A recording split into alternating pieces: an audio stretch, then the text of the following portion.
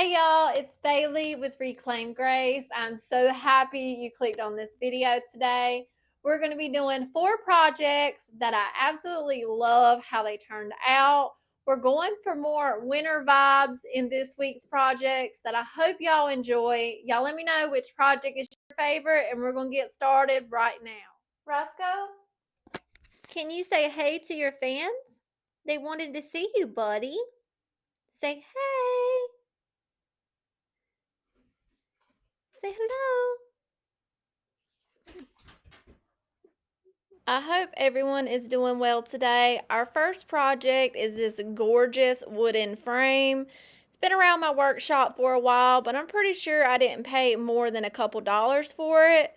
I'm going to get some measurements so we can cut out a backer piece. I got 16 by 14. Went to my miter saw and cut a piece of 1/4 inch plywood. I did sand those edges because when you cut thin plywood like this, they tend to splinter. And we're going to give this backer board a good coat of paint. I'm using Fusion Mineral Paint. This is the color Raw Silk, and this is my absolute favorite off-white color. I did give this 2 good coats.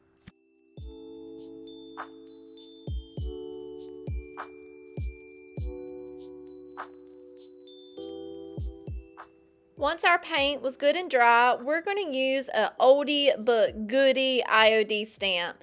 This is barnwood planks, and I picked out the 2 wood grains I want my backer piece to have, and I have kind of already figured out spacing here. We're going to use the black IOD permanent ink, and I'm inking these up pretty lightly, and I'm offloading my ink a little bit. I really want the line to be pronounced, but the rest of the wood grain to kind of fade in. So I'm really pressing on the line and tickling the rest of the stamp. I used our second stamp as a spacer so I would know where to lay my next plank down.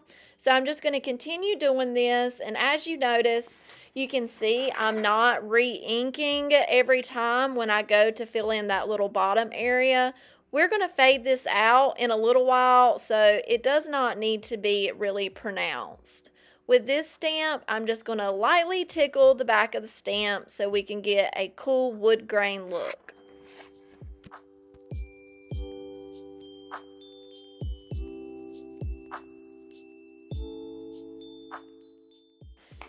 Whenever I'm using stamps, I always have baby wipes right next to me because as soon as I get done stamping with them, I go ahead and clean them and put them back because they are very easy to lose. I added a few nail holes and a few knot holes just to make this look more realistic. Here is how we're looking so far. I think it's coming out really good, but like I said earlier, I do want to fade this out a bit. If you have maybe stone gray ink, you could have used that instead, but I'm just going to wipe back this ink with a baby wipe a couple times, and then I will dry it off with just a blue shop towel. This does smear your ink, but as long as you keep on wiping, the smears will come off. And I'm liking this look way better. So we gave that a little time to dry, and now we're going to work on our frame. Like I said, this is hung out in my workshop for a while, so it was quite dusty. Just wiping it off with a little bit of Windex, getting all that dust and grime off our beautiful frame. We will not be painting this. Now we're going to attach our backer board into our frame. And as you can see, the back is not the prettiest. We'll be fixing that in a little bit.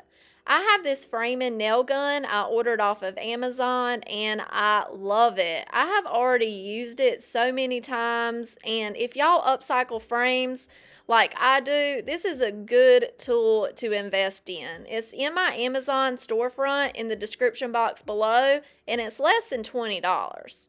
So now I just cut a piece of contractor's paper out of my big roll that I craft on, and we're going to cover the back of this just using some hot glue, and then we will use a straight edge and an X-Acto knife to get some nice clean edges.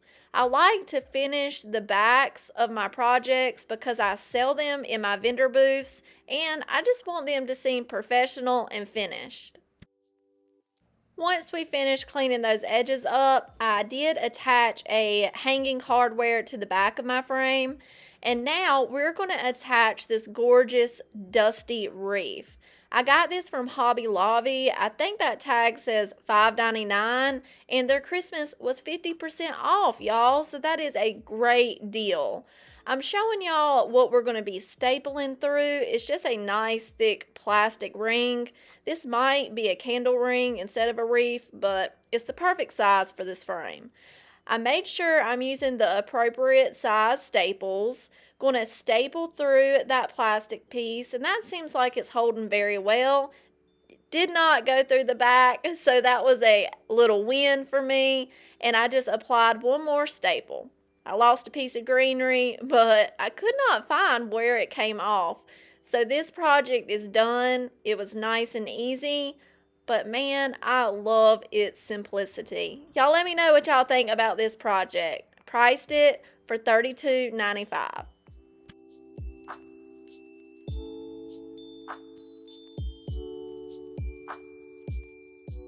Project 2 is a slate wall hanger my mom gave to me, so it was free. She wanted me to upcycle it, so here I am upcycling it.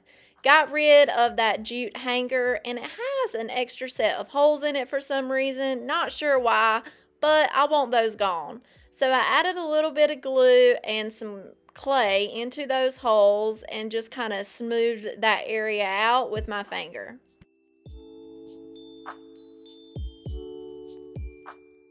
We're going to paint this slate with Raw Silk by Fusion. Again, like I said, this is just a great color to have. And Fusion Mineral Paint is an awesome paint to upcycle with because of the all-in-one paint, the built-in sealer, top coat, all that good stuff. It just makes it easy and it goes on like butter. So I applied a nice even coat, and then I started to see the text coming through like it was raised, and I didn't think about sanding it before we get started. So I added a little bit of texture to my paint, and with my second coat, I'm going to do a little bit of pouncing just to hide that wordage that is coming through. We're going to be applying this paint inlay. This came out of the Gloria packet from the Christmas release. And we're going to cut our gorgeous tree out, figure out our placement here. I did already lightly miss the paint side of our inlay, and we're going to apply it in top coat. I always use top coat when applying inlays because you do not get those ugly panty lines. So I applied a nice starter strip, misted the paint side of my inlay again, and we're going to go ahead and get that section applied. I'm just going to press down with my fingers until we get it all smoothed out, and then we're going to just continue working down our piece of slate. Got something on my brush here, so we're going to pick that out and keep on moving. And as you can see, I'm going ahead and applying the top coat to the other areas where I'm not applying the inlay. This will just make our finish evened out. Once you get your paint inlay applied, we're going to mist the back of it and then make sure everything has really good contact with the surface we're applying it to. Dabbed off that excess water with a blue shop towel. And y'all know I am a impatient crafter, so we're going to zap that dry with our heat gun, and here's what it looks like when it is back dry. The paper starts to fold up a little bit. It becomes a cloudy color, so now we're going to remist our inlay. We're going to give it about 5 to 10 seconds, dab off any excess water with that shop towel again, and then the magic happens. We're going to pick a corner and slowly, I have left this in real time, y'all, slowly start peeling the inlay back. This part is, of course, my favorite part when using an inlay. It is just so awesome when you go peeling it back and you have a perfect reflection. So I'm going to show y'all, this is the back side of our inlay. There's still plenty of paint left on that. So I'm going to sit it off to the side and let it dry, and we can use it a second and even third time. So I did take this outside once it was dry and sprayed it with a clear coat because I did not want to deal with any smearing. And we're going to use this gorgeous blue velvet ribbon I just got off of Amazon. We're going for a winter look here, not a Christmas look, and I think that blue velvet ribbon really says that. This was an easy project, definitely an upgrade. Y'all let me know what y'all think about this project, and I would price it for $19.95.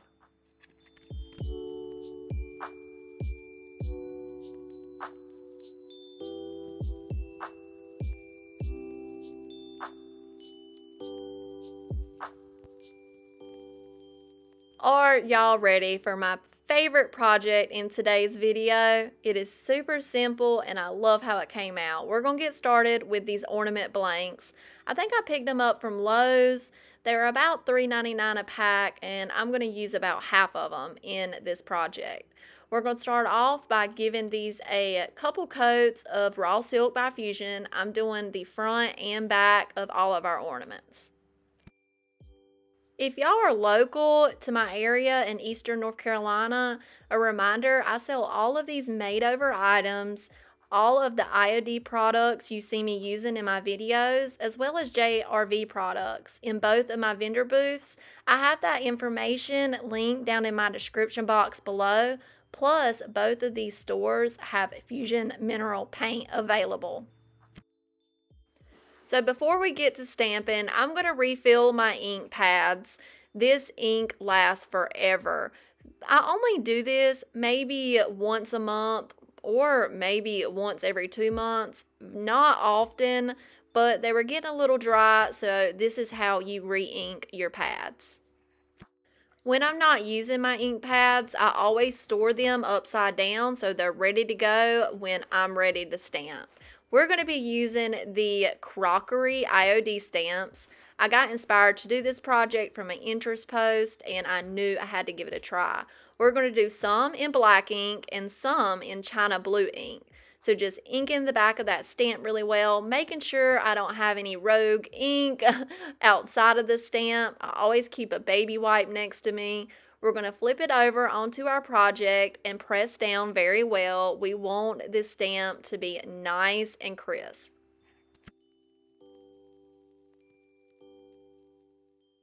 And that impression came out perfect. We're going to continue to stamp up all our other ornaments. Like I said, I did do some in blue, and I also decided to do the back side. So this is going to be a double-sided ornament with the same design on each side. Blue and white this year seem to be very popular for Christmas. Plus, I think these would be really cute gift tags to attach to a present, a gift bag. Then the person can have it. So I think this is a great gift idea. Once we got done stamping our ornaments, I'm going to take bronze metallic paint. This is by Paint Couture, and we're going to paint our ornament toppers. This did take a couple coats on each side, and I wanted to make sure that line was nice and clean, so I just took my time to go around that top of the ornament, and I did do the sides of our ornament blank, and as you can see, I fed my paintbrush through the hole to get rid of any pooling paint.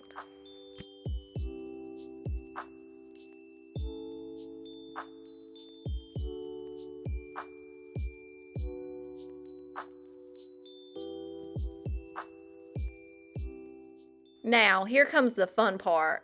I got step 1 of a 2-part fine line crackle. I picked this up at lnjgoods.com. She uses it a lot on her channel, and we are going to crackle these babies up.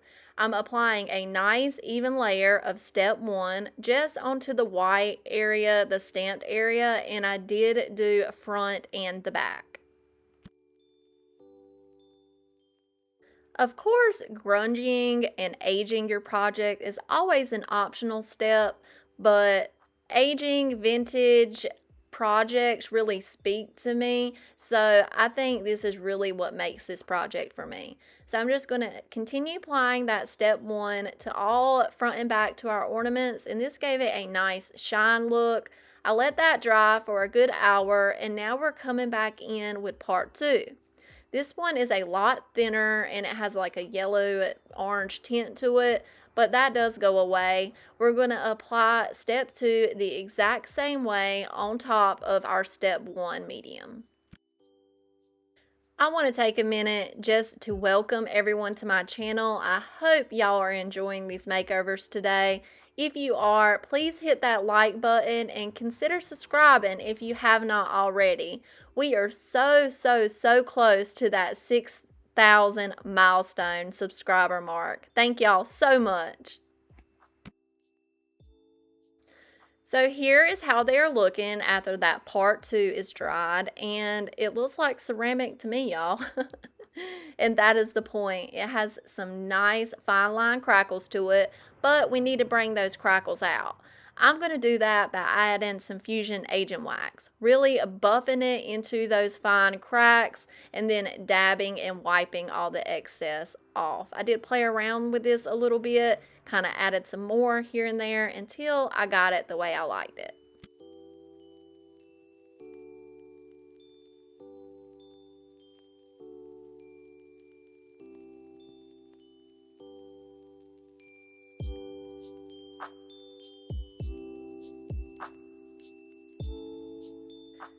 I'm really trying to show y'all the cracks here, but my camera's not wanting to pick it up. I hope y'all can see that gorgeous crackle. Now I gave that wax a little time to dry, and we're going to add some more gorgeous blue velvet ribbon. I picked this up on a 3-pack from Amazon, and I will have that linked in my Amazon storefront below. I cut off an appropriate size length, and we're just going to feed that through the hole and tie a knot. These were my favorite project in today's video. I love how they came out. I'm going to price them for $9.95 an ornament. Y'all let me know what y'all think about this project.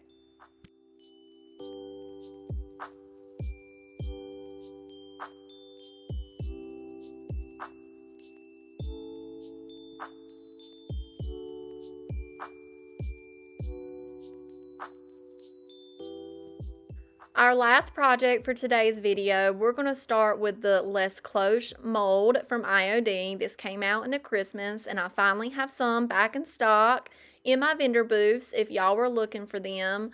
We are going to be experimenting for the first time with clear resin. This is my first time ever using a longer drying resin, and there's kind of a trick to it. So we're going to get these 2 parts mixed up very well. You need to follow the instructions that come with your resin because this can be pretty fickly. We're going to pour that into our mold. I just got a little stick here I'm using to make sure the resin runs into the little details of the mold. And warning, I'm not sure if you're supposed to do this or not. Please do your research. But I knew heat popped the bubbles, and I have no bubbles, so it worked, but please use caution when doing this with your IOD molds. We're going to be decoupaging some rice paper to the back of our molds, and as you can see, they did come out a little cloudy, but I will show you a step to get rid of that cloudiness as soon as we get done with this. So I'm just going to use a lead pencil and trace around my molds on each of our castings. We're going to turn these into some gorgeous snow globes. So once I had those traced out, I gave them a rough cut. It doesn't need to be perfect here because we will get nice clean edges in a later step. I got this rice paper from Decoupage Central, and I'll have her website linked down below. She has really fast shipping. That's why I like to order from her.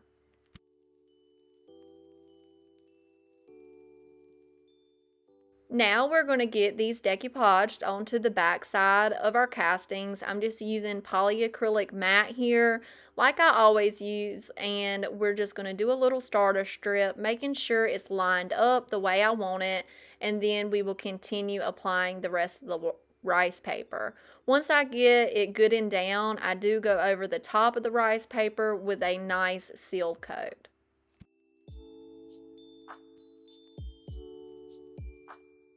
Just going to continue that process until we get all of our rice paper attached to the back side of our gorgeous see-through castings. Now is the time we're going to get rid of that excess rice paper. This is good and dry, and I'm just using a 120 grit sandpaper going around that edge, and it just cuts it right off. I like using this method because it gives you a nice clean look. Here they are, and now we're going to get rid of that cloudiness. All you have to do is apply a top coat to the top side of it, and it takes that cloudiness right away. So I went ahead and did that to all 3 of our snow globes.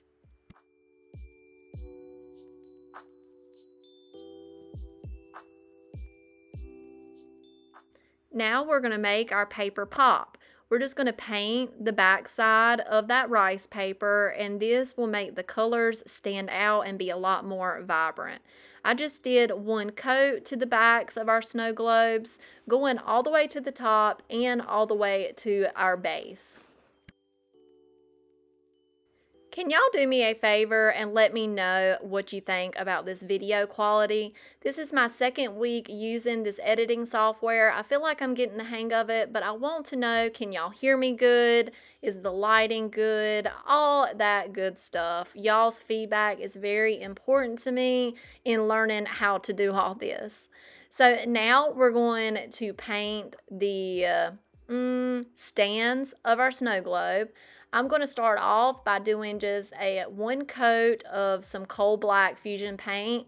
This is going to help our next step be more vibrant, and it would just give it a cool look. So I just quickly went over all of our bases, and I grabbed a smaller artist brush to go into the smaller areas. And right about here is whenever I realized I'm about to cover up my gorgeous church. I did not think about that as I was applying the paper, but can't win them all. It's going to be okay. It looks okay in the end. Once that paint was dry, I'm taking another artist brush, and we're going to apply some antique gold rub and buff over top of all the surfaces we just painted in black. I have found myself reaching for this rub and buff anytime I want to use gold.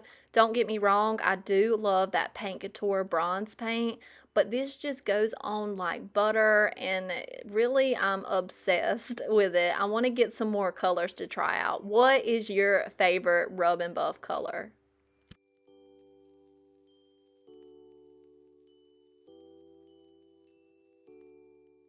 Just going to continue applying that rub and buff until we get all 3 of our snow globes covered. And on this one, I did decide to leave a little bit of white showing here, and it was a lot easier when I was doing this finer detail just to dip my finger in it. I know I should be wearing a glove. I got to get better about doing that kind of stuff, and it was just pretty easy using my finger to get that little bit of detail. So I want to make the backs of these pretty. They don't look pretty as they are, so I had the smart idea of adding glitter to the back of them. I regret it. Glitter is everywhere in my workshop. I love the way glitter looks, but I hate the cleanup. I just applied Paint Couture's Step 1 Crackle Medium. It dries tacky in about 30 minutes, and then once it was tacky, I applied my glitter. You can see I'm really not trying to get it on my hands here because I know I'll have it all over my face for days. Here is how they came out. They are gorgeous to me. I'm going to price them at $13.95 an ornament. Y'all let me know what y'all think about this one.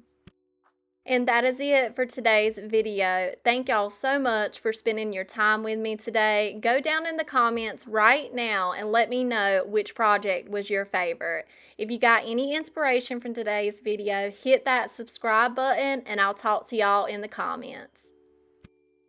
Bye.